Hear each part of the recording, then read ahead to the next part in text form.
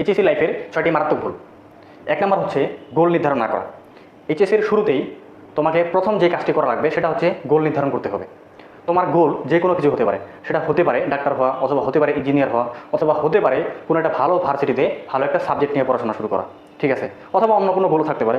তাহলে এইচএসসির শুরুতেই তোমার প্রথম যে কাজ সেটা হচ্ছে অবশ্যই তোমাকে গোল নির্ধারণ করে ফেলতে হবে। এরপরে 2 নম্বরের কাজ হচ্ছে দেরিতে পড়াশোনা শুরু করা।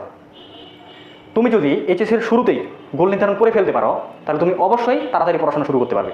কিন্তু তুমি যদি তোমার গোল নির্ধারণ করতে অনেক বেশি সময় নিয়ে নাও তাহলে কিন্তু তোমার পড়াশোনা তাড়াতাড়ি শুরু করতে অনেক বেশি কঠিন হবে। তাই অবশ্যই তোমাকে তাড়াতাড়ি গোল নির্ধারণ করে তাড়াতাড়ি পড়াশোনা শুরু করে দেওয়া লাগবে। 3 নম্বরে যে ভুল সেটা হচ্ছে একাধিক বই বা গাইড পড়া।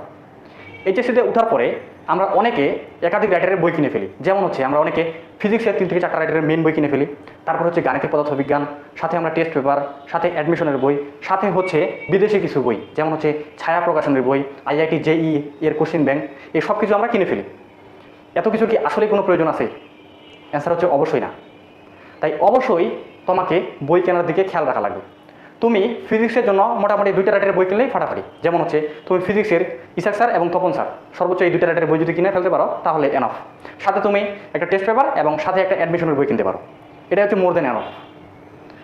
তুমি যেখানে প্রাইভেট পড়ো সেটা অনলাইনে হতে পারে অথবা অফলাইনে, সেখানে টিচার তোমাকে যদি প্রতিটা টপিক ভালোভাবে পড়ায় দিতে পারে তাহলে আসলে তোমার অনেক রাইটারের বই কেনার কোনো প্রয়োজনীয়তা নেই।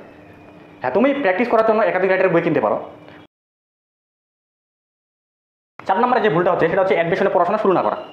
এইচএসসিতে ওঠার পরে এইচএসসির সাথে সাথে প্যারালালভাবে আমরা যদি অ্যাডমিশনের পড়াশোনা করতে পারি তাহলে এটা বাকিদের থেকে আমাদেরকে অনেক বেশি এগিয়ে রাখবে।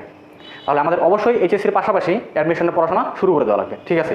এখন তুমি যে জায়গায় প্রায় পড়ো সেখানে তোমাকে যদি এইচএসসির পাশাপাশি অ্যাডমিশনের পড়াশোনা না করায় তাহলে তোমার অবশ্যই নিজে নিজে যে কোনোভাবে হোক অ্যাডমিশনের পড়াশোনা করা লাগবে, ঠিক আছে।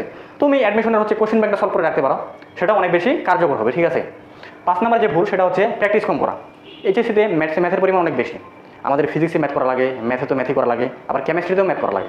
তাহলে এইচএসসিতে এত বেশি পরিমাণ ম্যাথ যদি আমরা প্র্যাকটিস কম করি তাহলে কিন্তু পরীক্ষার হলে গিয়ে ম্যাথ করে আসা সত্যি অনেক টাফ ব্যাপার।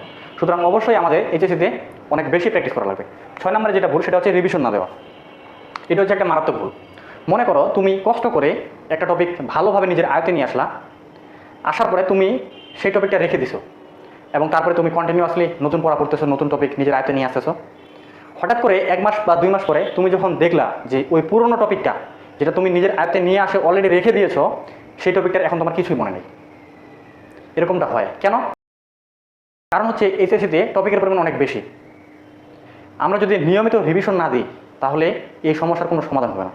তাই আমাদের প্রতিদিন নির্দিষ্ট একটা সময় রাখা লাগবে শুধুমাত্র রিভিশন দেওয়ার জন্য, যেই সময়টাতে আমরা নতুন কোনো পড়া না পড়ে শুধুমাত্র পুরনো যে পড়াগুলো আছে সেগুলো শুধুমাত্র রিভিশন দিব। এটা অনেক বেশি কার্যকর তোমার জন্য, ঠিক আছে। তাহলে মোটামুটি এই 6টি ভুল এইচএসসিতে না করার চেষ্টা করবা, ঠিক আছে। এতটুকু।